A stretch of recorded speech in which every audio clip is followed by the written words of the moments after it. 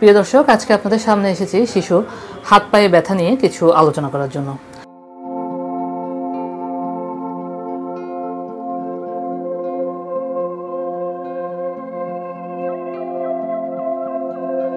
আমাদের কাছে অনেক শিশু আসে, অনেক মাতা পিতা আসে যারা বলে, প্যারেন্টসরা বলে যে আমার শিশুর পায়ে ব্যথা করে, বিশেষ করে রাতের বেলায় ব্যথাটি বেশি হয়। তো আমরা চিকিৎসকরা এই ব্যথাকে বলি গ্রোয়িং পেইন। এই ব্যথাটি আসলে কোন বয়সে হয়? এই ব্যথাটি হয় 3 থেকে 11-12 বছর পর্যন্ত বাচ্চাদেরও বেশি হয়, এবং এই ব্যথাটি 3 থেকে 6 বছরের বাচ্চাদের একটা পিক লেভেলে চলে যায়, মানে বেশি হওয়ার সম্ভাবনা থাকে। কেন হয় যদি আমি বলি, তাহলে এটার আসলে কোনো সুনির্দিষ্ট কারণ পাওয়া যায়নি। তবে মনে করা হয় যেহেতু এই বয়সটি বাড়ন্ত বয়স, সে কারণে বাচ্চার মাংসপেশিগুলো বৃদ্ধি পাচ্ছে এবং হাড়গুলো বৃদ্ধি পাচ্ছে, এই কারণে এই ব্যথাটি হতে পারে, এই গ্রোয়িং পেইনটি হতে পারে। এই ব্যথার লক্ষণ কী?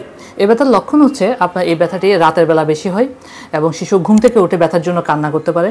শিশু মাকে বলতে পারে একটু চিপে দেওয়ার জন্য, চিপে দিলে একটু আরাম পাবে, এবং সাধারণত দুটি অস্থিসন্ধির মাঝখানে এই ব্যথাটি বেশি হতে পারে।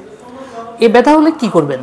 এই ব্যথা হলে আসলে উদ্বিগ্ন হওয়ার কোনো কারণ নেই, কারণ আমি বলেছি এটা একটি স্বাভাবিক প্রক্রিয়া, গ্রোয়িং পেইন। এটা 10-11 বছর পর্যন্ত থাকবে, এরপরে শিশু ভালো হয়ে যাবে।